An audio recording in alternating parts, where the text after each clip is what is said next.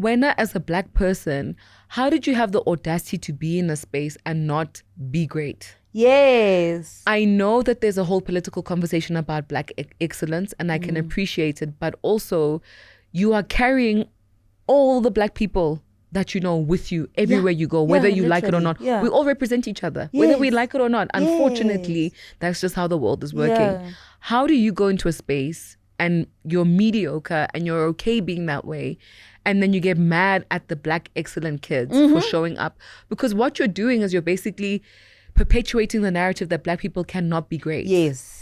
Right? So that true. you are the standard. Yes. And the other people around you know that you're not. But because other races don't have the courage to go into the Black community to find the excellent ones, they're okay with the mediocrity that they're given. Welcome back to the Leadership Podcast with Mutondi R. And I am your host, Mutondi Ramaru, also known as Mutondi R. And I'm your sister and friend in all things leadership, especially personal development. You know me. Any advice that I'll ever give you in life is to work on yourself. So today, joining me is a wonderful guest, a phenomenal woman who's doing great things, Lebo Lion. She's a strategist and a marketing and brand specialist. So I'm really excited about the conversation we're going to have today, guys. So Lebo Lion, welcome. Mutondi, thank you for having me here. You have a lot of energy. Like, I feel like I need to go back to bed and wake up, drink a Red Bull, and then come because you've got so much energy. Sorry. I love it. Oh, thank you so You need much. to give us your secret. You have to give us your secret. Yeah, do I even have a secret? I haven't thought about it. I know I speak very loud. Maybe because I'm a lecturer. You're not loud, you project. Oh, I project. Yes, leaders project. Catch my energy. Okay, so Lebo, let's have this conversation because I'm really intrigued, by your life and the things that you are achieving at such a young age. Yeah. So can you please just share with me and the viewers your journey of life from whenever you started knowing yourself as who you are? You know what? I feel like I could speak for 10 hours about my journey. I feel like I've lived many lives in the short life that I've lived. I'm only 33 years old, but I think I've experienced so many things. I feel like I'm 55 years old, right? And it's a good thing. It means that to me, I'm taking risks. I'm not just sitting on my behind and letting life tell me what to do. I am the author, the person who's driving my life. And I think that's so important. That's what I stand for. In my communities online, I always tell the ladies that you are the person who's responsible for your own life, right? You get to decide where you're going, how you're going to get there. It really is in your hands. Oh, wow. And the messaging that women have been taught for a very long time is that somebody else is responsible for their happiness, their growth, their success, but it's not true. Sure. And I think if women understood the power they have within them, they would do big things. Sure. Right? Wow. They wouldn't let small little things get in their way or believe that just depending on a man is the only solution, right? And I'm not even judging that. I'm just saying you are greater than that. Yeah. You can have control of how your life unfolds, essentially. You know what I mean? Yes. That's what I stand for. So I grew up in an entrepreneurial family. I'm Venda. A lot of people don't know this, but I am Venda, even though my name is Lebo Lion. That's another story for another day.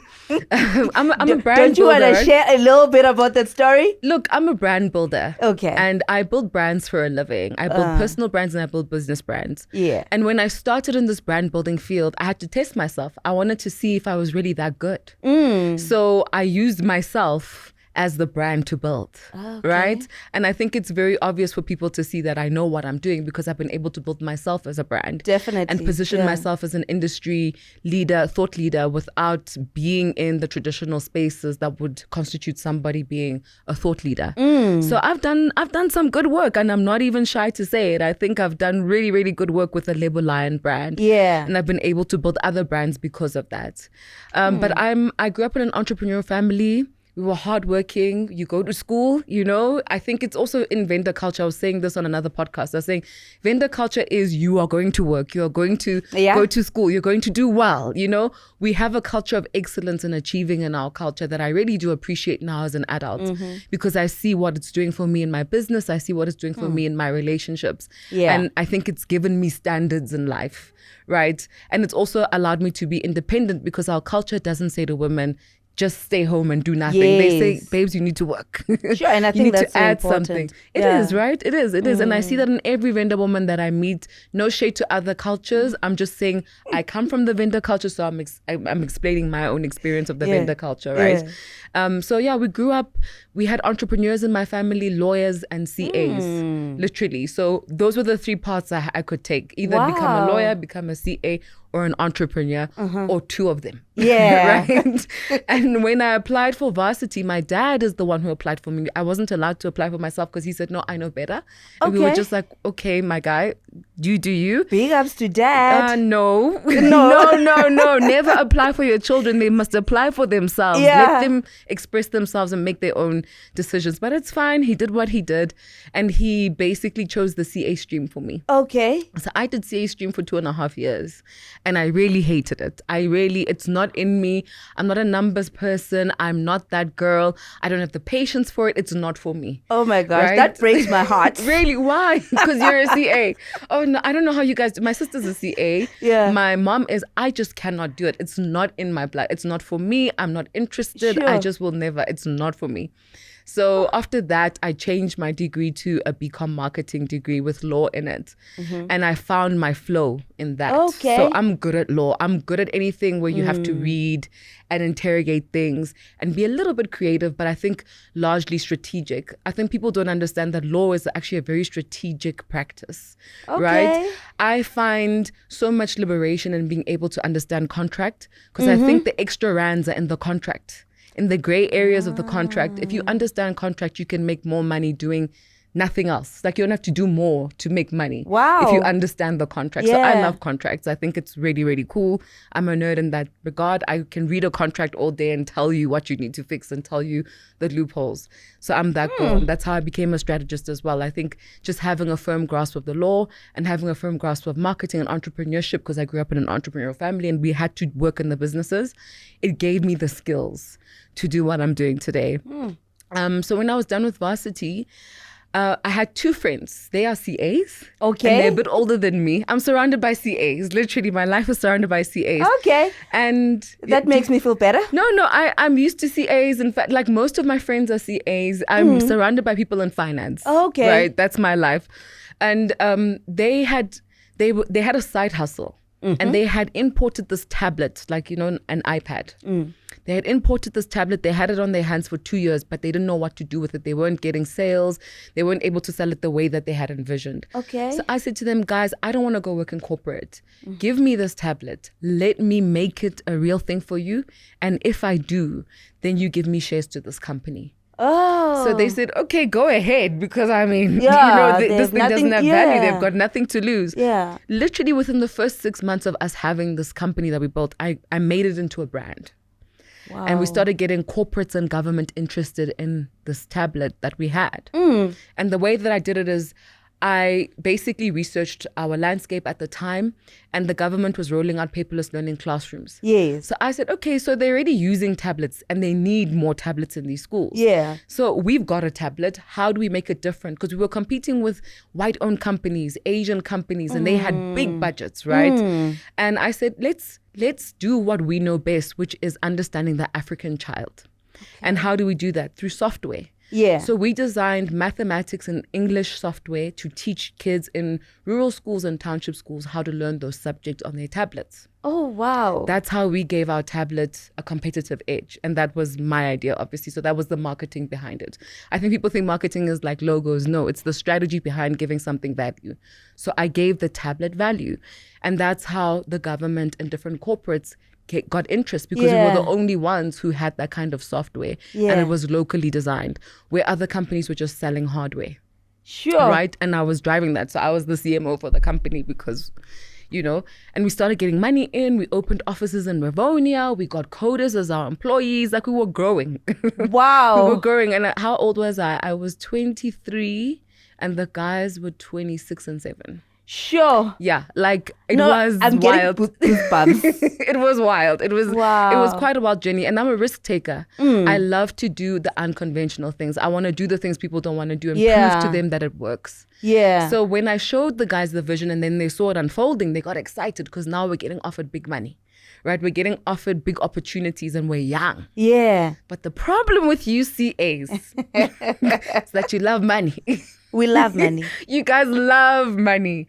And some of you, if you've never tasted money before, you act quite crazy when you get your first dose of some good money, right? Yeah. And I think that's what happened to our business. We got a taste of some good money. Because, once you're selling software and tech, there's lots of money in software and tech. There's a lot of money. And you need a lot of money to keep the company going. Yeah. So when we got our first real taste of some money, I think that the team dynamics disintegrated because we all had different ideas of what the future looks like for the business, right? And so we eventually had to close that business because it didn't make sense for us to move the way we were moving. It was like there were 3 businesses in one, right? Okay. 3 leadership styles in one, 3 objectives in one. It wasn't working. Okay. And for me, that doesn't make sense. I can't stay in a company where I don't understand where we're going. Yeah. So we decided that let's part ways. Let's take the money that we've got, split it, and do our own thing.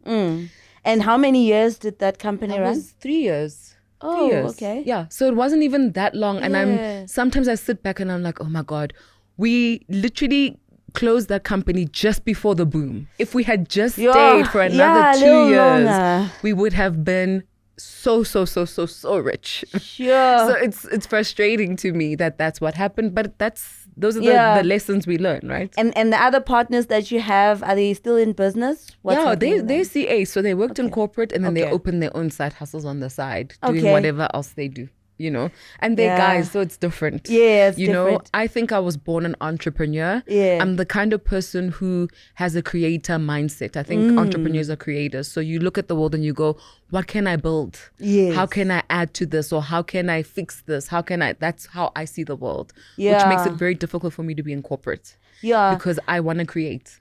Oh. Yeah. Yeah, and the freedom. Yeah, the freedom to be creative. Yeah. Well, I don't know. It's debatable because, when you're working on your own or as an entrepreneur, you don't have the budget that corporate has. Yes. So some people in corporate get to play a little bit more than you do. Yeah. But I guess if you enjoy the challenge of having to figure out how to make things happen, then entrepreneurship can be very rewarding for you. Yeah. But if you don't enjoy that, then go to corporate. Yeah, definitely. Because you'll be very stressed. Sometimes you don't know where your money's coming from. Yeah. Sometimes you're waiting for a year for money to come in and you still have to keep things going. It's very challenging. And also look like an entrepreneur while you're at it. Exactly, Yeah. It's quite crazy. So, I mean, it's been a very, very wild ride. And if you like to impress people, don't be an entrepreneur. Because this is not how I look every day. Yeah. I only look like this when I'm doing media things or things on stage. But every day, I'm wearing jeans and a t-shirt. And just as plain as possible. As plain as possible. We're not concerned with this. We're working, we're building, we're thinking, we're creating. Yeah. That's my vibe. That's how I usually move in life. Yeah. And I think a lot of people have romanticized entrepreneurship. Yes. And they've made it an aesthetic. Yeah. And why do you think that is? Because people would like to believe the Lebo Lion that they see on TV. Even when you share your challenges and stuff, they don't want to pay as much attention as they would to the success side of Lebo Lion. Why do you think that is? I think it's dopamine. I think people consume media to get that dopamine rush, to feel good about themselves. Yeah. So it's easier to watch content that shows you the nice side of things than the challenges, because you're already going through things as a person already in your own life. You don't want to switch on the television or social media and see more struggle and more challenges. You want to feel good. People chase dopamine when they're using media platforms. So I think that's the case. And I also think the media pushes a narrative that says that the way things look is more important than what they are. Yes. So That's why you'll see the people who wear suits and say I'm an entrepreneur will probably get more respect and be believed more than somebody who's wearing a t-shirt and jeans and says I'm an entrepreneur. Yeah. You know? And maybe if you drive a certain car. You wear certain clothes, you go to certain places. I mean, people are always shocked when they see me going to certain places. I'm like, but what do you think I do? Just because every day I'm wearing tracksuits and a t-shirt, it doesn't mean I don't have a life and I haven't built a life for myself. Yes. It just means that the life does not define me. Because as an entrepreneur, that thing can change, right? You could be going to Louis Vuitton all the time, whatever, and then for a year, things are different and you have to tighten up and you can't do certain things. So if you define yourself with your material possessions, it's going to be very hard for you to build as an entrepreneur. I like that you are saying this, and for you, I think it's from experience because you've been, I mean, you grew up, as that girl, surrounded by all these great people who are doing great things. Who was your inspiration when you were growing up? That question is always tricky. I think the older I get and the more in the personal branding sphere I kind of penetrate, the less I have inspirations. Okay. Right? And I'm going to say this, please take it with a pinch of salt, what I'm about to say. I think because I've been able to build what I've built, I've been let into many rooms and I've met many people. Okay. And some of those people I had admired or whatever as a child or whatever. And being in close contact with them, doing work with them or whatever the case may be, has shown me their human side. Right? Okay. And there's nothing wrong. We are humans. We must see each other's human side. But also, it just keeps playing this message in my mind that it's safer and it's actually better to admire somebody's work than to admire the person. Yeah. Because people are not their work. Their work is just one portion of who they are. Sure. And sometimes if you have to get to know the whole thing, you might not even value the work that they're giving you because you don't like the kind of human being that they are and the values that they have in society. So I don't really have like a person who inspired me as a person, but I do have different like things that I've seen in society where I was like, oh my God, this building. Yes. I wonder who built this and what they were thinking when they were building it. Do you get what I'm saying? But I don't have like a person who inspired me. That's so beautiful. And I have never heard I've never heard someone explaining it the way that you are explaining it. Because normally, even when you were young, you'd be asked, who's your role model? Yes. And when you have a role model, you sort of like emulate whatever that they do. Yeah. And now for you to say, I separate the person from the work. If I admire the work, then it's fine. Yeah, it's fine. And if I don't like how the person lives, then you just let go of that part. Yes. But then it does not discount the fact that they're good in this area and you want to learn from the work that they do. Yeah. I don't admire people. Sure. We are all flawed and that's okay. I'm also flawed. When people say I admire you, I'm like, I don't know. Think about that. Do you really? I actually say that to people. I'm like, do you really want to admire me? You don't really know what I've gone through, who I am, if we really align. So maybe what they're really saying is, I admire your work. Exactly. What you look like. Your work. What you look like. Yes, not really like you, because they don't really know you. Exactly. And I mean, in building personal brands, I help people show up in the world. Okay. Right? So I know when I look at things, I know this is what this person's doing. This is what this person is trying to achieve. I know by just looking. The average person doesn't know. Yeah. And now that I know, I can even look back in my childhood and think of the people who I thought I admired. And now I go, oh my God, this is what you were doing. No, thank you. Yeah. So I don't really have somebody who inspired me. But I will say that my aunt, she was a nurse. Okay. And then she went to business school and then she it's a long story, but basically she ended up owning a couple of BP garages. Okay. Right? So like she went literally from nurse to mega entrepreneur. Oh. And that lady ingrained entrepreneurship in me. She used to pick me up from school. She used to take me to all the garages, show me how they count money, show me how they do things. Wow. Everything. When she'd get awards on different platforms, she would take me with her. I don't know why she took me. Maybe she saw that I was interested. Yes. But I really got to see what it looks like for a woman to grind, and for a woman to have her own, and for a woman to not kowtow to society's expectations, and for her to just be what she is. Like my aunt wasn't, if she saw me like this, she would have been like, what are you doing? She wasn't that lady. She wasn't about the optics. She was about just getting it done. She spoke what she thought, and that was it. She wasn't trying to impress people, nothing. Wow. She was just like, you get things done. People don't have to like you. You must just do what you think is necessary, and it will happen. Sure. You know, so I really enjoyed her in my life, her presence in my life. Yeah. And is she still in business? No, she passed away actually. So her businesses are still alive. Her kids are running the businesses now. Okay. But she passed away. So it's unfortunate, but I think I was lucky enough to be able to be near her from a young age. You know, since I was like 5 years old, I was literally by her side. Sure. She taught me a lot. Yeah, and then that's the legacy, part of the legacy that she's left behind. Yes. That's so beautiful. And you know, I'm just thinking of the generation that you probably grew up in. It was not really, you know, it was rare. Let me say it was rare to see a woman who was independent and assertive and being able to run multiple businesses, you know, and I'm just wondering how she was able to do it under those circumstances, because I'm trying to think, in my experience, in my background, I cannot think of a woman who was doing similar things. Yeah, You know? You're right. The exposure is very important. Being exposed to things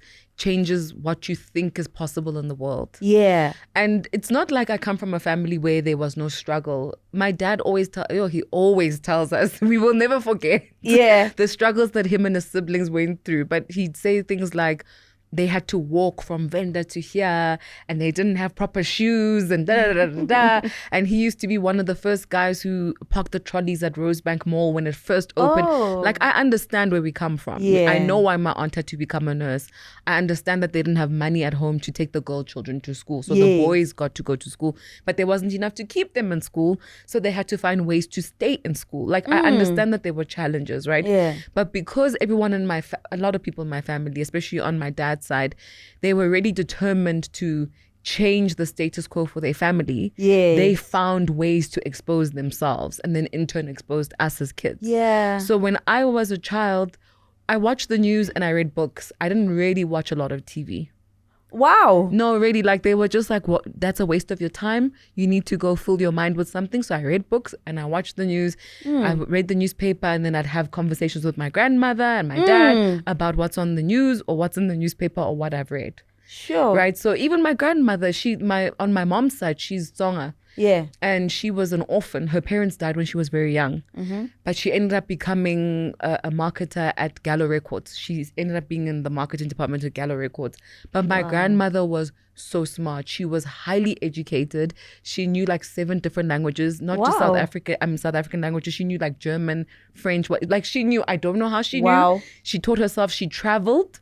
She got divorced. Like, she did all the things that people her age did not do. She was a rebel. Especially during that time. During that time, she wore boots. Like, she was just a rebel of her own. So she used to tell us as kids, she'd say, no, you must never, ever do anything you don't want to do. Oh, wow. Your life is yours. You choose how you want to do it. But make sure you're educated. Make sure you're smart. Make sure that you can back up what you say. That was her only thing. She was just like, make sure you have that and you'll be fine. So I grew up around a lot of strong women who worked hard for whatever they had, out of their own fruition, you know, because they came from really dire circumstances that didn't really ingrain that in them, but somehow they were those people. So I grew up mostly seeing women achieving more than men. Even though the men were achieving, I just saw more women doing it. And the woman would expose me to more women. So to me, the idea of a woman speaking her mind, it's not crazy. It was only when I got onto social media and I'm like, oh my God, the rest of the world is not like the world I live in. I have to remember that, because I just say what I think. I say what, because to me it's normal, it's fine. But I realized that no, people have not been educated on how to think, how to engage, how to unpack ideas, how to, you know, listen to somebody else sharing their opinion and not internalizing it and making it about them. So they take things very personally. And you have to be careful then how you articulate your thoughts and which thoughts you articulate. Yes. And for me, I feel like that's going a few steps back, to be quite honest. No, but very that's the true. society we live in. Yeah. And I'm here, right? I have to Yes. navigate through it the way it is. And also, one thing to note, which is so random, I never thought about this until now. Yeah. The looking pretty thing, I think, makes it challenging for a person to fully enact their substance in spaces. Because when people like how you look, they almost get offended if you do something unattractive. Yes, that's like true. thinking. Yes. so thinking is unattractive Thinking is unattractive. Yeah. Oh my God. Yeah, I get told especially by if men it's all been the done time. by women. A woman, Yeah. a woman. Like if you're a pretty girl or you're sexy, whatever, and Yeah, then you just look think, pretty and that's it. Yeah, when Yeah. you're thinking, people are like, oh, umubi, like you're actually ugly. Some guys would say to me, Yeah. like I go to conferences, right? Yeah. And this one guy said to me, you're really pretty until you open your mouth. That's what he said to me, and I was like, really? Sure. You're about to experience something deeper than this. Yeah. What you're saying, because like it didn't make sense that he had the audacity to say that to me. But a lot of men, when they think you are attractive or they think you're pretty, they feel entitled to you. They don't respect you as much as they should. Sure. And they decentivize you self-actualizing, speaking your mind, because to them it's unattractive. It's like you're coming in this package, but now the substance is not what we're expecting. Yes. And they reject it, right? So then you end up playing more of an optics game to get by than the substance game, because the substance game is going to get you blocked. I don't know if that makes any sense. Sure, that's so true. No, I'm just thinking about it makes so much sense. Yeah. That even when you speak your mind as a pretty lady, they choose to overlook whatever that you've said and just continue as they were. Oh no, they don't just continue. Yeah. I had this conversation on TikTok. Yeah. They don't just continue. Yeah. They take what you said and make it their Oh own. yes, and then they're like, yeah, we agree with that Exactly. because it's been said by a male voice. By a male voice. I've been through that as well. It's very frustrating. I don't know why men do that.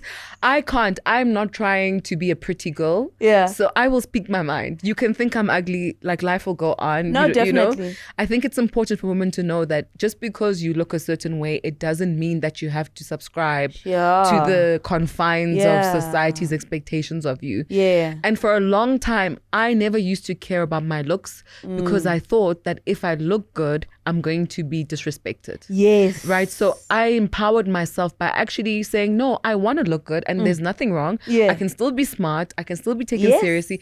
I have to break those barriers and stereotypes for Yes. myself. But if I just stay not looking good because I'm afraid of what people will think, then I'm also imprisoning myself and I'm also subscribing to patriarchy, and I don't do that. Yeah. So I don't want to. And that's why I've evolved into being the girl with the hair. I didn't know I love weaves. Now I'm obsessed. You I'm look obsessed so with weaves. good in Thank them. you. Yeah. I love them. I didn't know. I used to think, Yeah. cut my hair. Yeah. You used to be that Braidings. girl. I used to be that girl. In varsity, I used to walk around barefoot.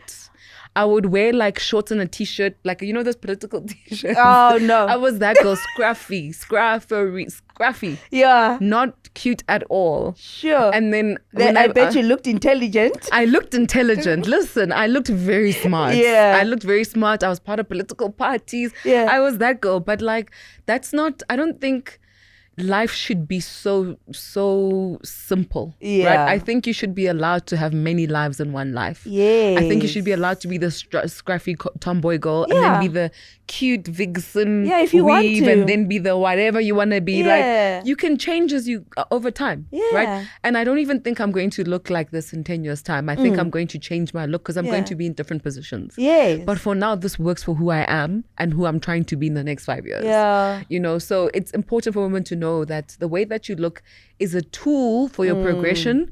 Don't let people use that as a tool against you. Yes. Right? That's It's so yours. true. It's not theirs. Yeah. You're not doing it necessarily for them. You're doing it for yourself. Yeah. To advance yourself in whatever Yeah. space you want to be in. And never allow people to put you in a box to say you do this only and you never do this. Exactly. Because then that's imprisoning yourself, like you mentioned before. Absolutely. And it's a very controversial conversation, this one, about how we look. Because I have a team, right? So we will work on our clients' look Yeah. for their personal brands. Yeah. And then I have a mentor. He's a really big voice and thought leader in the PR space in South Africa. And he will call me. He'll say, my baby, the way you looked in this interview, it wasn't it. Yo. He'll say to me, you need to look like this and do this and do this. And he believes in that. That's their school of thought, right? Yeah. And even though I want to reject it sometimes, half the time he's right. Oh, is it? Yeah, he's right, because people are visual creatures before they interrogate anything. Yes. So if you're going to do something like a media interview, look good. Yeah. Because people are not going to engage with what you're saying if they don't like how you look. Yeah, that's true. You know, that's just the way the game is. If you wear nicer clothes, people will take you more seriously. I don't know why people do this, but that's what people do. Yeah, I think it's just natural conditioning. Exactly. So he literally he'll call me and say, that outfit you no. Change that thing. Never ever dress like that again. Now I'm starting to think of how I look. No, you look great. You look great. It was just, it's different stages. Different stages call for different aesthetics, right? And that's you need to be aware of that. You need to be aware of that. And it's a shame that the girlies who don't necessarily have a lot of substance but know how to work on their look get much further from that perspective. Okay. You know, because they know, the way I look can take me far. Exactly. Right? Or at least I don't have to have the substance. I can make my way, because I look this way. Yes, I have to look this way. Just to see them a little. Yeah. Not hating on the girlies. I'm just saying that's the reality of our lives. We cannot speak about how we look and not speak on pretty privilege, because that is a thing. Yeah, it's a thing. You can look more scruffy if you're prettier. Yeah. Because you don't look bad still. You know what I mean? Yes, definitely. And there are women whose experiences of entrepreneurship and the corporate world, the experiences aren't as nice because of how they look. Yes. And that's something we don't talk about. We're saying, I know people might think you're conventionally unattractive. Yes. And so they treat you like you don't exist. Yes. But you need to know that you being attractive, and being attractive is a psychology. It's not necessarily an aesthetic. Yes. So what I mean by that, or maybe it's not a reality. Yeah. Maybe it is an aesthetic, but not a reality. So what I mean by that is, studies have shown that when women play into what society subscribes as femininity, people will think you're pretty. Okay. So do your nails, have hair done, put makeup on, wear nice clothes. Even if you're not good looking, they will say, this person is subscribing, they look good. Okay. Do you get what I'm saying? So if you are sitting at home and you're thinking, but I'm ugly, you're not. Just put on the nails and the things and you'll be fine, because that's what people are actually looking for. They're not necessarily looking for beauty. Yes. People can't tell the difference a lot of the time. When they're saying this person is ugly, they're saying they're not subscribing to the standard of what we think women should look like for them to progress. Yeah. Right. So a lot of the time it's not about what you actually look like. And women must know that, so that they know they've got the power to navigate through spaces by just changing your wardrobe. Yeah. Getting your nails done. Just look the way you want them to see you. Basically, it's not about you being born pretty. Yeah. You don't have to be born pretty. Wow, that's beautiful. That's really really beautiful. And now I want to pay attention to how I enter certain spaces. Yeah. So, Lebo, you mentioned that you have had so many challenges, like you've lived so many lives. I have. Fun. Can you just unpack some of the challenges, maybe while growing up or whatever that you've faced, even in your professional journey? Sure. So before I do that, I just want to finish my story. Oh, yes. Because I didn't end off, obviously, in the tech space. I didn't end off with the company we sold it. Yes. Right? After we sold the company, I had a bit of money on me and I didn't know what to do with myself. Okay. So I had friends in different tech companies and media spaces like Facebook and that kind of thing. Okay. And they would tell me that there's a festival in Cannes in Paris, Paris, in France. Sorry, Cannes, France. And they said to me, there's this festival called Midem, and basically it's a lot of music companies and tech companies that come there for 7 days, and they talk about things. They have panel discussions, blah blah blah blah blah. Okay. And the one guy said to me, you should come. And I said, okay, I think I've got a bit of money too. Let me go. Yeah. So I literally booked my ticket a week before the festival. I go there. And I get to meet people from like Facebook, all these social media companies, different record labels. At the time, AKA was there, Black Coffee was there. Like a lot of artists and that kind of thing were there. It was really, really awesome. And I remember being in my hotel room on one of the days. This sounds so crazy.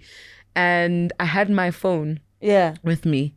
And I thought to myself, you know what? People have been telling me that I should share my thoughts because they love the entrepreneurship stuff that I talk about when we meet for things. Yeah. So I said, okay, let me just see maybe if I should start a podcast, let me see what will happen. Okay. So I recorded my thoughts of the festival on my voice notes app on my iPhone. Yes. And then I posted it onto SoundCloud.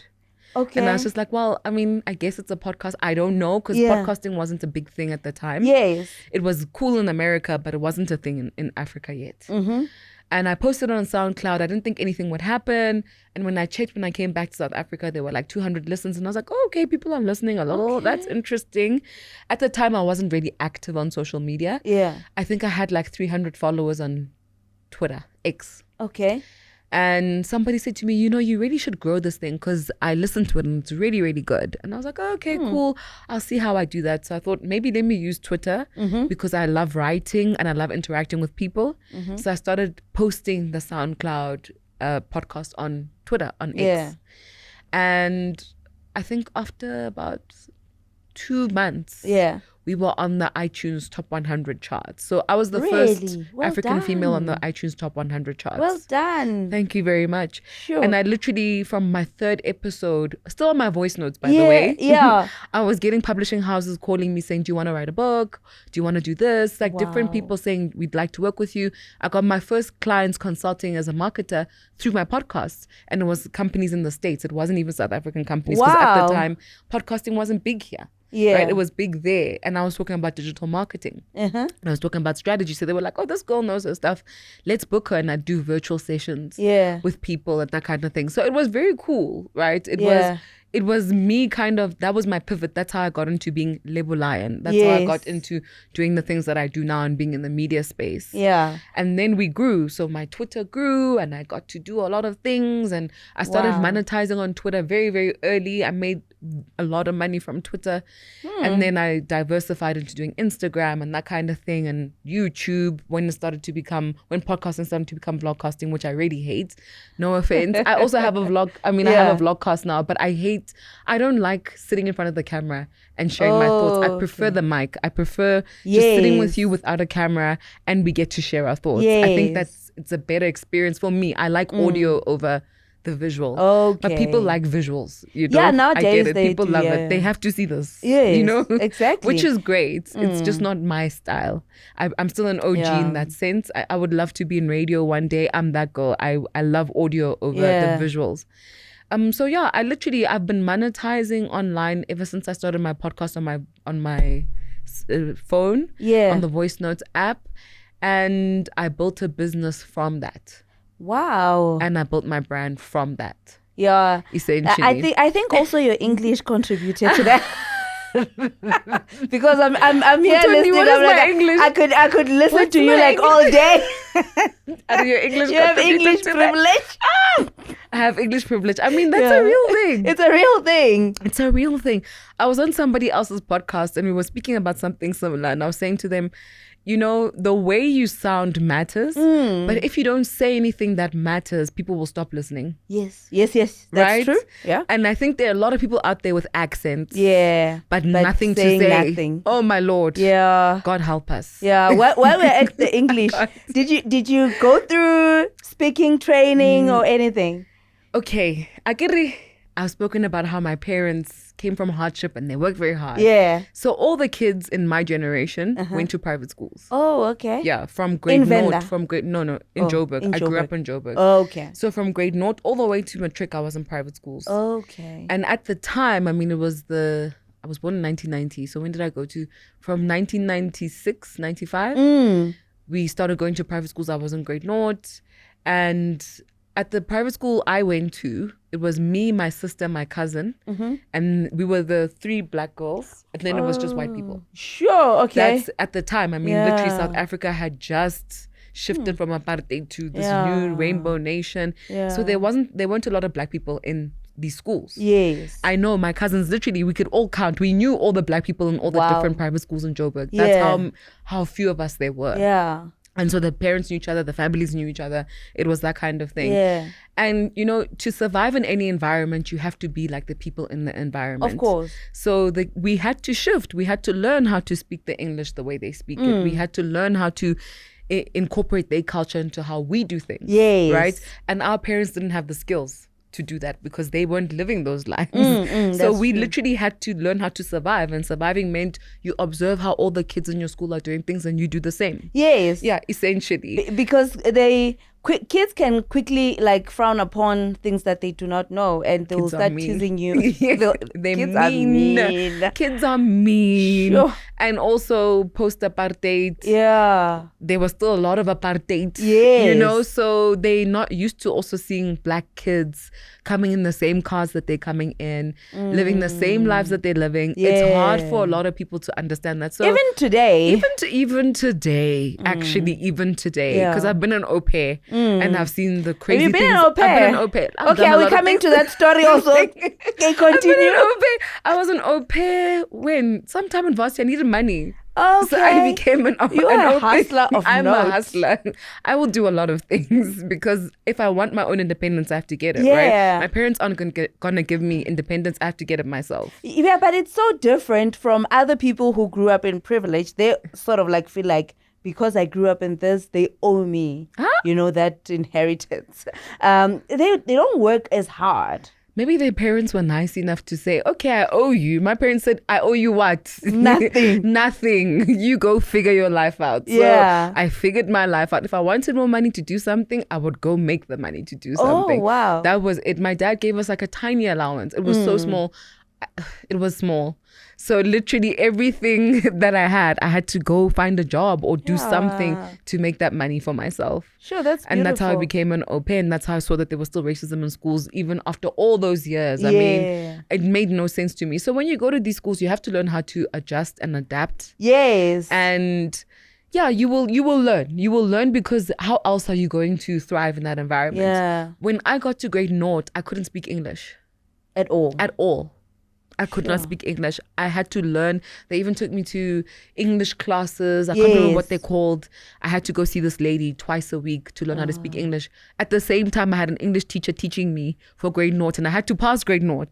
So imagine what that English, is. everything in English. Yeah. That was quite a struggle. And I think I'm so used to having to adapt to harsh environments that it's just a part of me now. Yeah. You know? What are those experiences that you remember from back when you were in school? Isolation, feeling like you can't be part of things because you don't look like the people around you. You don't sound like the people around you. They don't understand you. They literally treat you like you're an alien. Yeah. And you literally feel like something is wrong with you. Yes. Because you can't get along and gel with the other kids because you guys don't understand each other. Right? So for me, I felt like grade 0, grade 1, 2, 3, it was a really weird period for me because I felt alone. I felt like I didn't belong. And I felt misunderstood. You know, I really believe that the private school system doesn't know how to teach black children. Okay. Because they usually only have white teachers. Yes. Right? Yes. And you need people who look like you to teach you because they understand your life there needs to be a experience. representation. There needs to be representation. And at that time, there was nothing. Right? The fact that we even talk about representation now is a big deal. At that time, you were just privileged. You're just happy to be able to get into a private school. Remember, just post-apartheid is 1995, 96. You know, you're going to get there still just white teachers. Yes. Right? And they're teaching black kids who can't speak the language. Yeah. Right? So it becomes, you start to have that complex of I don't fit in, I don't belong. And you have to learn how to move through that and still achieve. And that was a lot for me, I think. Yeah. And also, you have a tolerance for racism that I don't think you would have if you weren't in those schools. Yes. Because if you call it out, you're calling out the people who teach you. Yes. You're calling out the system. You're going to get rejected by the system. So you start to have a tolerance for it. Yeah. And you only see it later as an adult. Oh my gosh, I'm thinking like a Karen. Sure, why do I or believe reacting this? like one? Why am I reacting like a car? I'm not a Karen. Why am I doing this? You know, like weird little things. Like you'll often hear black kids from privileged environments saying, we were having a debate, right? Yeah. Sometimes we'll meet up for lunch and we'll talk. And everybody's got their own life, they lawyers, whatever. And I remember we were talking about people from disadvantaged backgrounds working in corporate. Yeah. This is going to sound terrible. But the question we were asking, which is terrible was, are they a strain to the system? Which is terrible. But that was the question. Yeah. And I don't know, something had happened at the time. So we started speaking about, are they a strain to the system? I can't remember what happened. So obviously I'm like, no, they're not a strain. We need more Black people in spaces. That's me, always revolutionary. That's me. Yeah. But the rest were like, no, because we are managers and we can't be expected to think about how far you're coming from work. If you've got dates, whatever, like it's not our problem. You need to come to work and perform. I'm like, that is a current mindset. Yes. That is a current mindset. That is you not being aware that you're assimilated to the environments that you grew up in, and you don't understand that they actually don't like Black people. Like that culture is not pro-Black, right? You survived because you moved away from the pro-Blackness and expressions of Blackness, right? And we think that sometimes we are better, but we are not. We are still Black. Yeah, we're still Black. And South Africa will show you, because you grow up with all these kids. I never had Black friends. Okay? Sure. Where was I going to find them? Yeah. They didn't live on my street. They didn't go to my school. Where was I going to find Black friends?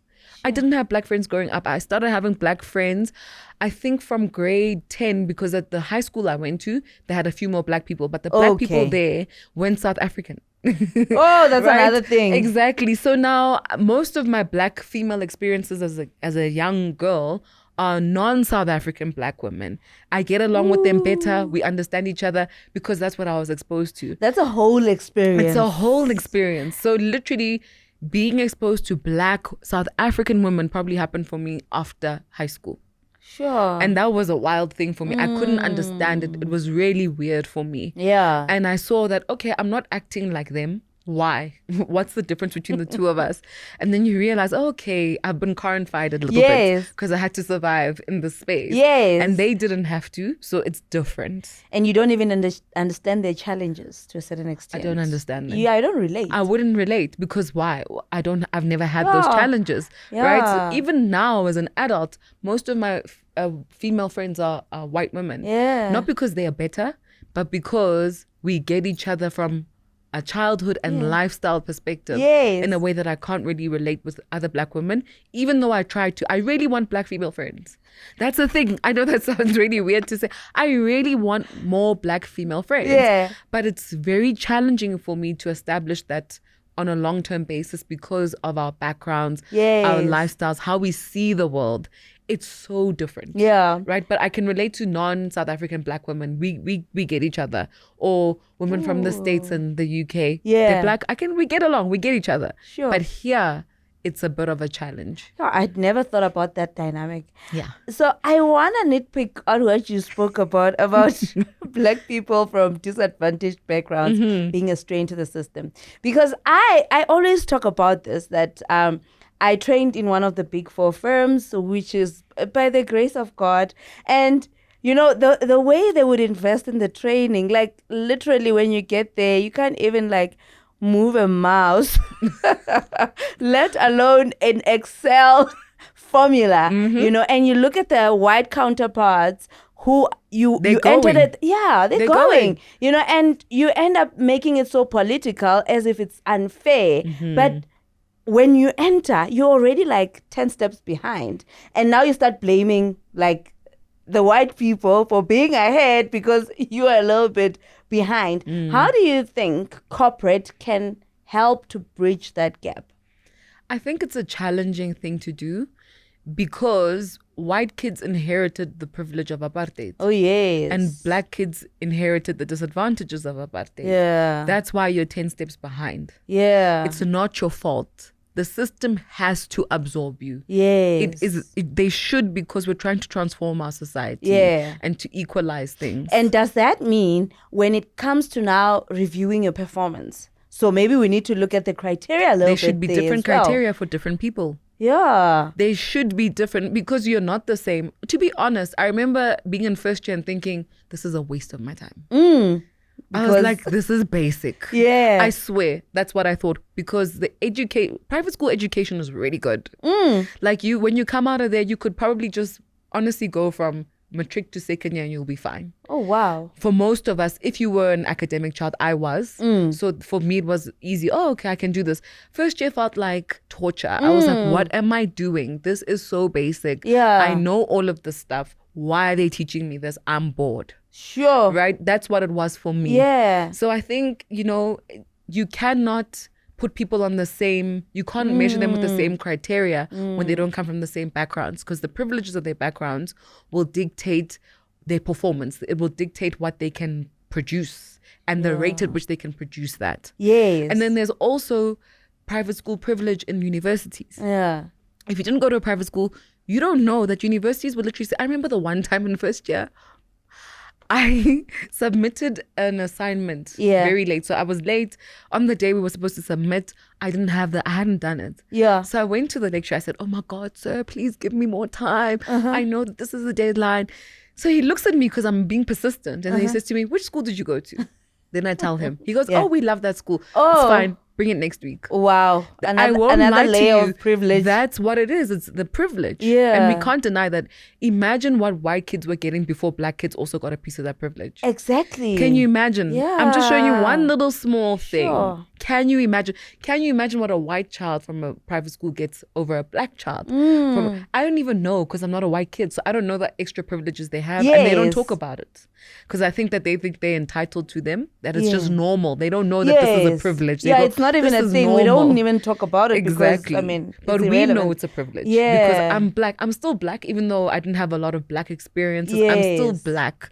So when I go to the township to see my grandmother, I saw the other kids. I saw how they did things. I knew, okay, I'm different. Why? Yes. And then I saw it's because of where I live, the schools I go to. So that is privilege, but white kids are not exposed to the opposite of their privilege. Yeah. They don't know it. So they think that what they get is just normal. Like, oh, but this is how things Yes. are. And it's not. No, you're getting it because you're white. You're privileged. That's the point. Sure. So the education system is not fair. Yeah. Corporate is not fair for people who are marginalized and come from, the black community, because of all the systems that were in place to keep us back. Yeah. I don't want to make it a political conversation, but we have to think about those things when we are creating all of those HR systems and whatever, trying to measure who's better than who. It's not fair to do that. Even the language barriers, for example, if you're going to have a diverse workforce, then you need to have diverse leadership to understand the workforce. But if you've got this diverse workforce and then a leadership that looks like the past, then the workforce is not valuable to that leader. Yeah. And that leader can't even relate to the workforce. Yes. So how do they create anything meaningful? Sure. You get what I'm trying to say? Like there's so many layers to it. And one day maybe I would love to really sit and I intellectualize it. Yes. And learn and try to maybe write something, because I don't think we're talking enough about that. We're not. And that's what I wanted to get into, to say, are we even aware, like even especially the other race, are they aware of all these challenges that we're talking about? Because I've realized over time that a lot of racists are not even aware that they're racist, because they just think this is a way of thinking, this is a way of doing things. I know black people as being cashiers and petrol attendants and, all those things. And, Don't remind me. I don't even know what happened with that post after that, because that was something else. Yeah, they had to delete it because, you see what I mean? So you can already see that it was not a black person who crafted that whole thing. It was someone who's thinking like that, to say a vet can be this race, but then when we talk of a cashier at Checkers, it must be the other race. They're not aware of the inherent racism. Right? Because racism is not just like that angry vitriol that we see, that angry Afrikaans person. Yeah. It's a mindset. Yes. Right? And it's you thinking that all black people are petrol attendants without you knowing that you're thinking that. Yes. Because in your world, that's all you see. Black people serve you. That's it.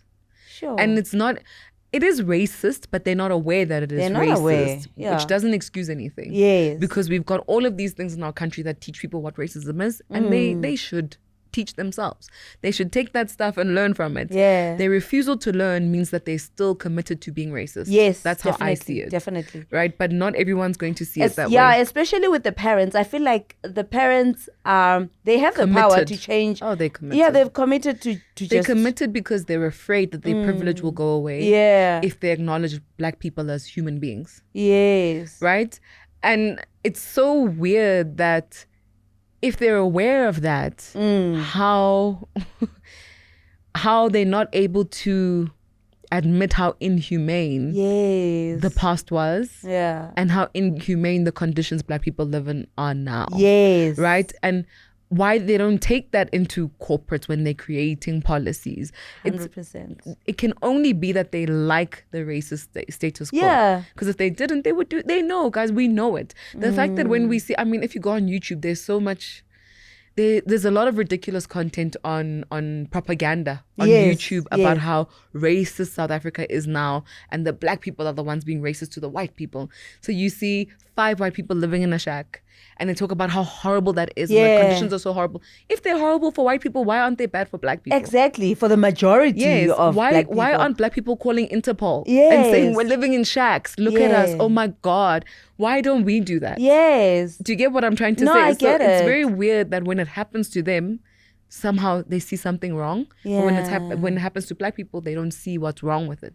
Sure. Do you get me? So for me, I think we're making excuses for a lot of people. People know what they're doing. They know how they're behaving.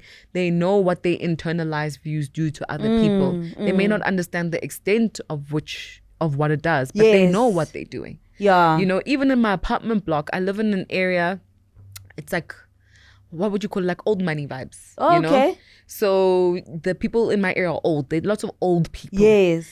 And the one guy in my building, every time he sees me, this old man, he says to me, "Are you a cleaner here?" Every time. He refuses to acknowledge. Yeah. He refuses. He keeps saying this to me. So he's determined. He's sticking to his narrative that Black people can only be servants. Yes. And he doesn't care if he sees what car you drive. The things, he doesn't care. Yeah. He'll ask me dressed like this. He'll say, "Are you a cleaner here?" Sure. I'm not even joking. No, guys. So it's so deep. It's psychological. It's everything. And I feel like there needs to be a little bit more effort to change that. Yeah, a lot. You know, so and we find that even in South Africa, the more we try to bridge the gap, the more the other race pulls away. We can talk about, you know, the situations at Orania and, you know, those things. I know they claim that it's not a racial thing, but one of the qualifiers already, if you are not speaking a certain language, it disqualifies you. You're excluded. And that's what how systematic apartheid happened, you know, and also because now it was backed up by money. So with your example of private school, because we are poor, we cannot access private school. And who are the poor people in South Africa? Exactly. Mostly Black people. But on that note, I'm really proud of our race, guys. With the things that we get, you know, as minimal as it is, we're able to turn it to become like huge things, you know. And imagine if we had the resources, if we had that privilege and all that, we can do much more. I mean, one could argue that we already have had the resources and we haven't done the right things with it, right? But systematically, not really. Even systematically, can I tell you? So it's so interesting. And I was on another podcast, we were talking about this. Yeah. But it's so important to know where you come from. And it's a privilege, even if you were not rich growing up, but to have family members who are older, being alive when you were a child. That's a privilege. It's a privilege, yeah. And my grandfather, he died when he was like 92. So he used to tell us stories all the time. And he'd say that when he was young, like a young man, he used to own tuck shops in Venda. Okay. But he said that because of apartheid and whatever, police would come and they would just vandalize your store. On a random day, they'll just come, Batube, whatever, and then they leave. Sure. Right? Or they'll come and say, okay, it's 11 a.m., you must close your store down today. Right? So they've always been forces that are attacking Black progress and Black commerce and that kind of thing. And it's really unfortunate that the leaders we have now who know this history, because they're that old, let's be honest, they're quite old, our leaders are old, right? That they know this history and they haven't done much to fix the effects of those conditions. Because I sometimes I sit and I go, I want to imagine what life would have been if my grandfather's tuck shops could have stayed open the way they were supposed to. Exactly. Right? Would my dad have walked to Joburg? would I have been born? Like, I ask myself all these questions. What would life have looked like, right? Yeah. And when I hear stories like what my grandfather told me, I think to myself, there's so many stories about blackness that we have not been told. Yes. And not all the stories are about struggle, survival, or being a victim, right? Some of the stories are actually about there were wealthy black nations that we don't know about. Yes. Right? There's a continuous effort from whoever's in power to subdue the masses by not telling them their identity. Yes. It's so important. And I really want to be part of those people who take the reins and say, we're going to go on a trek to help find and unearth and communicate and expose black identity beyond apartheid, beyond colonization. There's so much more to us. And I think if we just knew that, we'd understand why even when things are tough, we still keep rising. Yes. It's in our DNA. It's so in our clearly DNA. something in the past happened. Yeah. And we still are great, but there was something very powerful. And that's why we can still keep going. Yeah. That I don't think is present in other groups. Yes, that's so true. Right? I won't go deep into that. But I just think it would be so interesting for us to really know our history as black people on the globe. Yeah. In the whole world. And the amount of resilience that is inborn in us. Yeah. Yeah. It comes from somewhere. Yeah. But do you think we'll ever, be on the same level as all the races, basically? We just... The thing about me is the reason why I talk about marketing and entrepreneurship is because if I have to talk about politics, I don't know, I'll be public enemy number one. Yeah. I do not have the conventional views a private school privileged black girl should have. Yeah. And the unfortunate thing is because of the way our society is designed, I am very unappealing to the average black person in South Africa. Okay. When they see women like me, they hear how I speak, they go, oh, she was probably. Yes. Then they hate you because you got a taste of what they haven't had a taste of, right? And I feel that even in boardrooms that I enter sometimes with older female leaders, they just don't like me. They'll be like, oh, this one, even though they're taking their kids to the schools I went to. Yeah. They don't like me because they are not me. Do you get what I'm saying? Because I had the privileges growing up that they wish they had. Yes. Which makes no sense, but that's what's happening. Sure. And I think if I had to dabble a lot in politics, I'll be dubbed as a DA supporter or whatever, simply because of how I speak or my background, even though my political views are really revolutionary. I mean, I was reading I Write What I Like when I was 13. Okay. I read Long Walk to Freedom when I was 12. And I mean, I've read a lot of these things, right? I read. I'm a reader. Sure. And when I speak, it comes from that place of knowledge. And I think people sometimes when they just see you online, they're like, oh, this one, just a creator. Yes. And you're like, no, you don't know me. You don't know the books I've read. You don't know the work I've done. You don't know the companies I've worked with. You don't know what I've achieved. Yeah. Just because I'm coming at you at your level, being relatable, it doesn't mean that I don't have a lot of depth, you know? So I want to answer that question, but I think people aren't ready for that answer from a woman, from a black woman. I don't think they're ready. Yeah. Let's park it for now. We'll give it to them when they're ready. Yeah, in 10 years' time, maybe, because politics is calling my name. So you guys might see me in politics one day. It's calling. I don't know. It's not what I want to do. It's just they're knocking. Yeah. So we'll see. Yeah. We'll see. Okay. Maybe I'll meet you on the other side as well. Maybe you will. Yeah. I also have very strong views. Yes. And I sort of like withhold myself a lot, actually. But anyway, we'll have that discussion. We'll have it. Back to the challenges. Oh, God, Nadi, challenges. Yeah, we were still on a journey. As a woman. Honestly, I think when you're born a woman, you're already taught just by the small things you experience as a young girl that life is going to be challenging. Yeah. Right? And you need to embrace that instead of fight it. I remember fighting it quite a lot when I was younger, and that made life very hard. Yeah. But now that I don't fight it, I'm just like, okay, so I'm a woman. This is how people are going to treat me. How do I make this work for me? That's literally the mindset I have with everything. Yeah. Because if I keep fighting it, I'm just going to be tired. I'm going to be stressed. Yeah. There's no point to it.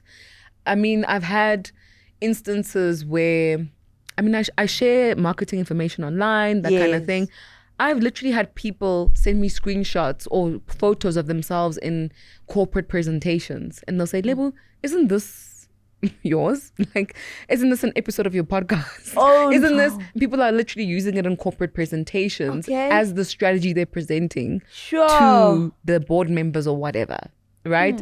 So I've experienced a lot of gaslighting in trying to build myself the way I've been building myself because, and this is not just my assumption, it's also what I've been told by people whose opinions I value, is that when people see a young woman, especially a Black woman, A, having the confidence to be themselves and use their voice, but B, actually knowing what they're talking about, it becomes very threatening for a lot of people. Especially people who look like us. Yes. Right? So they'll say, oh, I can't have Lebo being seen because she's going to make me look bad. Oh. And the question becomes, Wena, as a Black person, how did you have the audacity to be in a space and not be great? Yes. I know that there's a whole political conversation about Black excellence and I can appreciate it, but also you are carrying all the Black people that you know with you everywhere you go, whether you like it or not. We all represent each other, whether we like it or not. Unfortunately, that's just how the world is working. How do you go into a space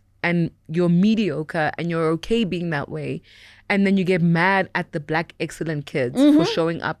Because what you're doing is you're basically perpetuating the narrative that Black people cannot be great. Yes. Right? So that you are the standard. Yes. And the other people around you know that you're not. But because other races don't have the courage to go into the Black community to find the excellent ones, they're okay with the mediocrity that they've given. Yes. Right? And when they see the excellent ones, they go crazy because they're like, oh, we didn't know you guys existed. Oh. I get told that all the time. We didn't know people like you existed. I'm like, what do you mean? Because there are lots of excellent people in corporate or whatever. But the point that I'm making is, in those certain spaces that I want to occupy, they'd say to me, we didn't know. Because you guys in marketing, you'll come and give us advertising campaigns. And I'm like, no, I'm a marketer. I'm a strategist. That's what marketers are. We're strategists. We are not I'm bad. If you had to tell me to make an ad now, it would be a terrible advert. I'm not an advertising person. I'm not a creative in that sense. I'm a creative from a commercial perspective. How do we create strategies that optimize organizational objectives? That's what I do. That's what marketing is. So when they meet you, they're like, oh, are you, no, that's not marketing. You're like a management consultant. I'm like, I know you think that's what it is. And I can do that by virtue of my skills, but marketing is that too. Right? So the people who are the faces of the marketing industry aren't necessarily saying that's what marketing is. Oh, yeah. You get me? Yeah. And that's why I can come across like a threat because, oh, she's actually saying that's what it is. Yes. People didn't know. And they are not offering that as services to the market. Sure. And maybe they don't even know how to package it as a service. No, they don't know how to do it. They are not marketers.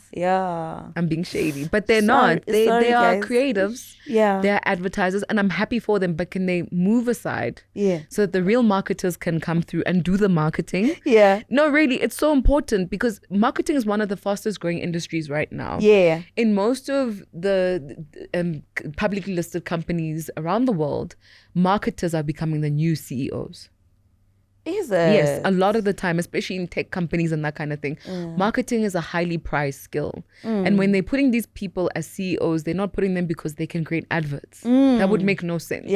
Right? They're putting them there because this person is a strategist. The way they think adds value to the organization in that kind of way. So we're not, the finance people are no longer the CEOs. The world is moving to marketers being the CEOs. Ouch. Also, not just the marketers being CEOs, but they're expanding the marketing, the CMO or C-suite marketing designations. They're cutting them down to different things because they're realizing that marketing is so specialized that you actually need different people to specialize and lead the different kinds of marketing that exist. And all of those are strategic.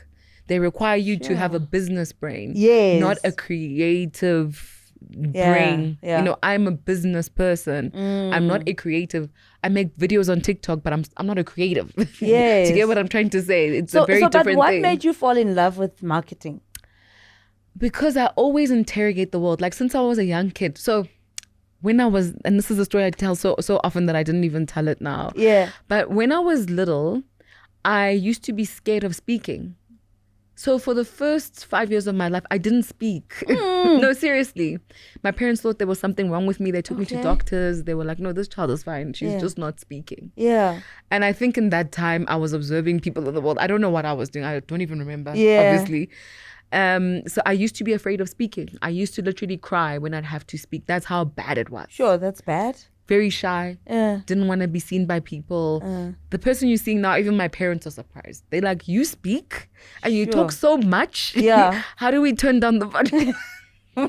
You're recouping all the airtime from all back those then. years, exactly. So I used to be very, very shy as a kid. And I think in that I became very curious and I got to observe how people behave. Yeah. And I think that marketing is deeply rooted in also understanding human behavior. Oh, yes. Because there's a phrase that I like to use when I deliver keynotes, and I say marketers are the creators, curators, and custodians of culture. Okay. Right? Culture is the way that we live and do things. That's so true. Yeah, it is. And if you think of that, then you can think of marketers as people who engineer the society that you live in. Which means that the choices you make, your fashion choices, your eating choices, everything isn't really a decision you are making. It's a decision that you've been taught to make. And you always say everything is marketing. And everything is marketing. And that's why everything is marketing. So at one of my master classes, I was talking about how breakfast is something that was designed. It's not something people naturally eat. Human beings don't wake up and eat breakfast naturally, right? It's something that was designed. They PR'd it, they put money into it, and people started eating breakfast. Sure. Right? It's all these things. And you're just thinking, this is my culture. No. Yes. It's the economy. It's the marketing that was engineered for you. The fact that Black people eat chicken feet and pap, it was what was engineered for the Black experience, right? Sure. You must ask yourself, who paid for that experience? Who made it that Black identity is chicken feet and pap? Because it doesn't have to be. Yeah. If it is an identity, it's because it was paid for. Oh, wow. Yes, that's literally how marketing works at a deeper level, obviously. So my curiosity for people and society and how things work, I think, made me become a marketer without really knowing that I was doing that. Yeah. You know, and then when I'd work in the different businesses my parents had, I just found myself doing those kinds of things or asking those kinds of questions. And then I'd go read about what is it? Why do I think like this? What is this called? What is this? And then I eventually just stumbled into knowing, okay, this is marketing, I think. Okay. And then I just keep doing things and realizing, okay, I think this is it. And even when I eventually said, okay, I'm going to do this, people said, no, this is management consulting. I was like, no, it's not. It's not. Maybe you guys have undervalued what the role marketers can play in those spaces. Yeah. But this is marketing. Yes. So that's what I stand by. People can disagree with me, but that's what I believe. Yeah. Yeah. I like the self-awareness, the confidence, and because you know what you know, and you know it's true. Yes. You know, and I like that. Thank you. Sure. Wow. No, so Lebo Lion is busy inspiring me, guys. Yeah. So let's get into. Oh, you didn't mention like some of the challenges that you had when growing up. And the reason for that is we just want to paint the picture that, you know, it didn't start here. You know, there are experiences that we go through as people that, you know, you just need to learn to overcome so that you can become whatever that you're destined to become. Are there any challenges that, you know, if we talk rock bottom, or, you know, what was the worst thing as that a child? At any level, what was like the worst thing that for you was the worst experience in Being life? broke. Being broke. Oh my God. That's What the caused first that? time I had to know the price of bread. Yeah. And I was so shocked. Yeah. Like, no. What had happened? Bad business decisions. Okay. Yeah, just bad Also, business you've been decisions. there. I've been I there. blew it. I've been there.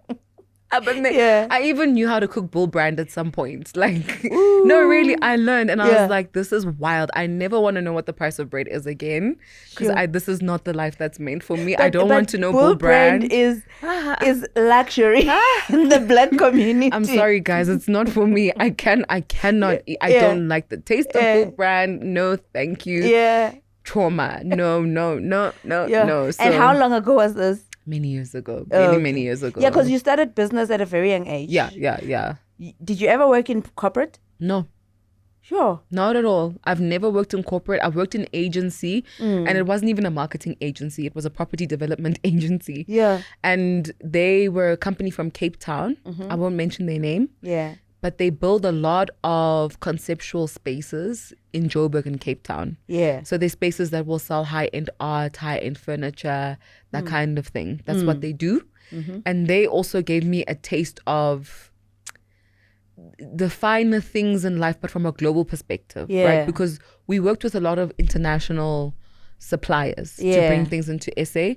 And then we'd also work with like local producers of things Yeah. to create luxury products for the SA market. Yeah. And so I got to learn, you know, how do you design spaces to showcase high-end things? What does it mean to create foot traffic in a space? You know, how do you tell the difference between quality foot traffic and not so quality foot traffic? If you design something like this is how the customer is going to see it, and this will impede sales or whatever. You know, so I got to learn a lot of that, which is why I love doing marketing for properties and also building spaces. I think that's a space that we're not really aware of yet, I think, as a Black people. Yes. And we need to. That space is amazing. There's so much going on in that space. There's room for innovation, creativity, strategy. So I enjoy that space. I want to get into it one day, just not now, right? I'm not there right now. I'm still doing what I'm doing. Yes. But I really do love property. And not in the sense of, guys, buy investment property. And I'm not that girl. I get it. Good messaging. You must have investment property. But for me, from a career perspective and just from an interest in life perspective, I really like the idea of considering the commercial value of design. Yeah. You know, and how that impacts human psychology, customer psychology, and how we can use that to optimize productivity, sales, and that kind of thing. That's where my interest is in the whole architectural landscape. Yeah, that's so beautiful. So as a leader, because you are a leader in what you do, and I think you are the only one that I know who does what you do the way you do it. So what do you believe is your purpose in life? I don't know if I have a purpose. I just do what I feel like doing when I wake up in the morning. I'm not even joking. Maybe I frustrate a lot of people because I'm like that. Maybe I frustrate my parents because I'm like that. But if I don't feel something in my bones, I will stop doing it. Okay. Because it means I'm not meant to. This is what I believe. And sometimes I feel like having a purpose makes us think that people owe us something by doing that thing. My purpose is marketing. I'm going to teach people, then they must say thank you to me. They must value me. People don't have to value anything I do. I'm doing it because it makes me feel good to do it right now. When I'm done feeling good, I will stop and I'll go do something else. You know, whether they like it or they don't like it, whether they say thank you or not, I don't really care. Am I making money? Yes, then I'll keep doing it. If I'm not making money, I won't. You know, that's honestly how I see life. So I don't know what my purpose is, but I do want to believe on a very existential level that our purpose is just to exist. Honestly, that's what I want to believe. Whatever your hands find to do, just do it. And I would love to keep that message, you know, rolling for the Black child. Because we are not taught ease. We are not taught existence and expression. And I think that is why you find so many Black people being really good at the creative arts. Because they need an outlet for everything that's going on. But historically, we've never actually been allowed to express ourselves. And expression doesn't just have to be in the arts, it can be in anything. I express myself in strategy. I love doing strategy. When I'm really expressing my worldviews, you'll see it in the kind of strategies I create for different companies and different personal brands. So I think more of us need to be taught expression. And to be taught expression, you need to be in an environment that allows you to fail. And Black kids are not allowed to fail. Because you fail, and where are you going to? Exactly. You don't have a plan B. You're going to fail. You're going to go home to the village and what? You know, so that's why it's so important now that elections are coming that people make the right decision when they're voting. Right? You need to be conscious. And people were so mad at me on TikTok when I was saying, you can't look at this come do the dance. And think it's nothing. I saw that video, People were so upset. They thought I was anti-ANC. I'm not anti any party. Right? I don't think it's fair to do that on a social media platform because that's a very dangerous thing to do. Let people make their own decisions. But definitely. We must also tell people this is subliminal advertising, guys. I know how these things work because I've worked with companies and I've been approached by companies that do that. So they'll literally say to you, oh no, please can you just share a post about how this hospital doesn't have service delivery and this hospital is actually run by the ANC. They'll ask you to do that. Half of these people that you're seeing online who say, this hospital doesn't have this or this guy, it's because they're being paid to do that. But it's really difficult for TikTok to know that that's a sponsored post if on your page you seem like you're always talking about those things. So it won't say sponsored post, but you are subliminally saying to people, the ANC cannot run the country. Do you get what I'm trying to say? That's literally how a lot of political parties penetrate and influence people. But if you don't know, you will think that Lebo saying to you, come do, there's a problem. Yeah. Is problematic. Yeah, exactly. Right? When it's not, I know how these things work. Yeah, it's marketing. Really, it's PR, it's marketing. Yeah. That's all it is. And not just for one political party, for all of them. And for me, it's also an opportunity for leaders to look at our society and go, is this the quality? Yeah. Is that what we want to see? Yeah. Is this what the people really want to see? Okay, then we have an education problem. Yeah. We have a leadership problem. We have many problems. No, we have many problems in South For Africa. me, it's a problem, right? It's fun to dance. I like music. We can dance and sing. But please don't throw away your future by voting for a party simply because they made a nice song with a trendy dance. Yeah. It makes no sense to me, right? I mean, you're judging your grandparents for voting ANC because of Mandela. Yeah. But then you don't judge yourself for voting for a political party because they danced. Yeah. Like, it makes no sense to me. Please make it make sense. Yeah, I might be that's wrong, so true. but for me, it doesn't make sense. And I just have a sense that people don't think deeply about things. Yeah, you know, they don't. They just. They don't have the capacity. Oh. No, really. And I don't mean that in an insulting Okay. way. To have the capacity to think and discern, you have to come from an environment that teaches you to do that. Oh, yes. People Yes. think that when they see a smart person, that person's just naturally smart. No, their environment also enabled them. Yes. My ability to speak the way I have is from my environment as well. Yes. I took it further, yes, but my environment still nurtured the skill in me. Yeah. My ability to think, to read things and see Yes. things in a certain way. comprehend. My dad nurtured that. My Yeah. schooling nurtured that. Yeah. The people around me nurtured that. Yes, and You're the not- conversations, because sometimes they will conversations. challenge the way you Exactly. see things. Yeah. Exactly. So I remember, like, even as a kid, my dad would say, you're not allowed to play outside without somebody watching you. Okay. You can't play with these kids. You Yeah. can't go to these places. Yeah. He was making sure that he's nurturing our mindset, right? So it's important. Nobody just wakes up great and you don't just become a great adult. Yes. There are people in your life who contribute to that. Nobody's self-made in that sense. Yeah. And I don't think we acknowledge that enough. Yeah. So when people don't know how to think and listen, it's Yeah. because they don't come from environments that teach them how to think and listen. Yeah. And that's what it is, right? And they don't want to do the work. And that's why I'm so They passionate don't know about. they have to do the work. They don't know. And don't I know. know how much personal development and personal growth can do to a person. Yes. You know, and it's a lot of work. It's a lot. But they don't want to get their hands dirty. I don't think they don't want to. I think it's unfair to say that. It's unfair, Simply because yeah. they don't know. You get what I'm saying? yeah. Like, people can only react Sure, and exist yeah. from their level of understanding. Yeah. So my thing is, the people who are privileged enough to have a deeper understanding or a broader understanding need to take up the roles that help enable those people. Yeah. So when you go online, you must know that I'm speaking to people who probably don't have a lot of education. And if they do, it might not be quality.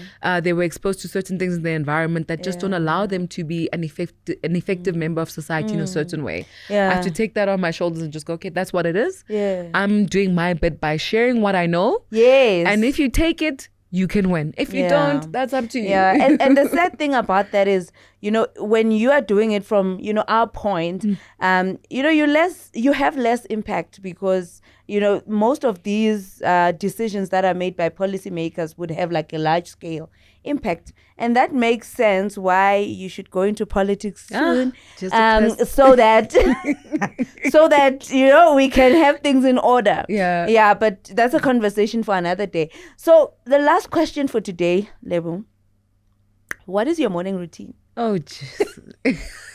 Chaos. Chaos. You know, it's chaos. Honestly, and look, I'm single. I don't have kids. Oh yeah. I have a dog. Are you thinking about expanding yourself? Expanding my what? Yourself? How do I expand myself? You know. Having kids. Kids. I don't even have a Marriage. boyfriend. I don't even have a boyfriend. Let's start there. It's can dry. It's the boyfriend Kalahari stand the heat? Desert. You know, it's a tough landscape there. So Yeah. first I must try to see if I can get a boyfriend Okay. before I can even think about expansion. Yeah. But I think I'm privileged in the sense that I live alone, you know. My time is mine. Yes. But still, I think when you're an entrepreneur, your time, your work is your everything. Mm-hmm. So when you're alone, it ends up being even more of your everything. Yes. Which means that I will have a plan. Like I always have a plan for my morning. The night before, Yeah. I have a plan, but then I wake up and I don't know, maybe I feel like I have to read something quickly before I go to do this thing. So now I'm eating up into the time that I planned for whatever. And then I just end up being late for everything. Yeah. Sometimes I'll wake up and there's an emergency. Yeah. So whatever I planned can't really work. But I also do a lot of different things. So I run my agency and then I run myself as a personal brand. And I'll get asked to come speak at different corporates and stuff.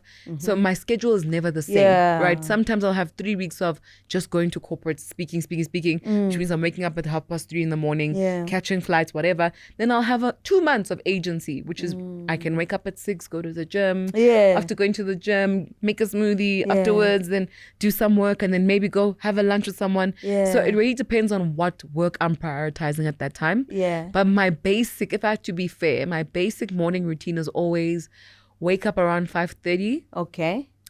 Pray, journal, meditate, maybe for 40 minutes. Oh, okay. And then when I'm done with that, I get on my phone because I post before 8 o'clock. Oh, okay. So on all the social media platforms. Also, all your videos that we see the whole day. Yeah. I've posted everything. Everything's pre-recorded. Everything's pre-done. But I post before 8 o'clock. So I just make sure that everything's in check. Okay. Check everything. Engage with the posts I have to engage with. Read a few articles if I have to read articles. Then I have some warm water with lemon. And I get dressed for the gym. Yeah. Go to the gym. When I come back from the gym, I probably have a smoothie. Then I get ready for my day. Oh, that's usually my routine. I have to work out. It's important. Or at least take a walk or something. But I have to be physically active in the mornings. Oh, okay. That's important for me. Oh, that's brilliant. Yeah. You know why I always ask about the morning routine? Because since I read the 5 a.m. Club, I've been trying so hard to stick to it, and for me it just doesn't work. You know, so I just want to hear how other people are doing it. You know, but for you, I can hear that even though you don't really have your days are not the same. Yeah. But there is some form of structure. There is. That really gets you ready for always the rest of the day. Like if I don't exercise for a week, my brain goes crazy. Oh. You know, because we are stressed. Yeah, as entrepreneurs, we're stressed. Half the time when you're sleeping, you're actually thinking about the things you have to do. You're not sleeping. Yeah. You know what I mean? So there's a lot of stress. Your mind is just overloaded. And for me, working out helps me declutter. Yes. It helps me just be present in the moment. You know, spending time with family also matters to me, or friends. Like okay. My weekends, if I can go out for lunches and whatever, I go. Oh, that's I don't good. make myself feel guilty about not working, and I used to do that. I used to want to work all the time. Yeah. But now I'm like, no, actually I can rest. Yes. You know, to the point where I'm now pivoting and really trying to make my life as easy as possible for me. I know I'm still young, and I know at this age people say you must keep building and go. Yeah. But I'm tired. Yeah. To be honest with you, I'm so tired. I've been building it feels like my whole life I've been building. And now I want to choose the things that are easy. Yes. And I used to feel guilty. Because, you know, you're taught that if you work hard, then you're a good person, and then you're a woman of stature, whatever. Yeah. I'm like, I don't want to be a woman of stature. Not anymore. I don't care. Yeah. I don't care about the Forbes list. I just want to be happy. Yes. And I want to enjoy my life. This is you're only young once. You're only young once. My aunt did incredible things, but she died at the age of 52. Oh. Do you get what I'm trying to say? So, like, she thought all of that struggle was going to land her a very nice, cushy old age. Yeah. But she died before she could experience the old age. They were building her house, this huge mansion. Sure. She never got to live in it. Sure. You know, it's things like that where I'm like, actually, you don't know when your time will be. Sometimes we forget that. Yeah. So you need to enjoy your life. It must be easy. It's not impossible to have an easy life. Yeah. You know, but I think we've been taught as Black people that suffering is our portion, working hard is our portion. So everything we do, we have to work hard and suffer. I'm tired of working hard and suffering. I'm tired of politics. I literally want a life of baddie ease. That's what I call it. I want to be a baddie, and I want to have ease, and I have no shame in that. Yeah. I have no, I'm tired, basically. So I'm going to be pivoting to do all the things that I find easy for myself, that I find fulfilling. That's where I'm going with my life. Sure, that's beautiful. Yeah. And one last. No problem. What is the message that you can send to the youngsters that are upcoming especially ladies, Yeah. to just take them through life, From now, I mean, you're older now, so there are things that you do know that can help someone. They might be sitting in a village now, for them to be successful. I would say to younger people, get to know yourself. Yeah. It's important to know yourself before chasing things. Because things can come and go, but you must make sure that you don't lose yourself in the process. But if you don't know who you are, you will lose yourself every time your life changes. Every time you gain things, every time you lose things, you're also going to lose a part of yourself. Yeah. So you really have to have a deep sense of who you are, and you need to like that person. Sure. You really need to like the person that you see in the mirror. If you don't, work on that first, and success will come. Success is not an exclusive thing. Anyone can be successful anytime. Yeah. Right? And I think too many of us think that success is only for like a privileged group of people. Yeah. And it's not. But long-term sustained success is for people who know themselves. This is what I believe. I think knowing yourself is what gives you the courage to take risks, to do things unconventionally, to be ostracized and keep going. All of those challenges, right? You won't be able to move past them or overcome them if you don't know who you are. People will keep telling you who you are if you don't know who you are. So excellence really is something that you define for yourself once you know who you are. But if you don't know who you are, then you'll always feel like you're not performing at the right level because somebody else is defining what life and excellence and success should look like. Yeah. So know yourself. Sure. Spend time knowing yourself. Get to know yourself. Sure. That's what I would say. Yeah, I love that. Like, yeah, you speaking to me. It's like this is the message I wanted you to say to the people.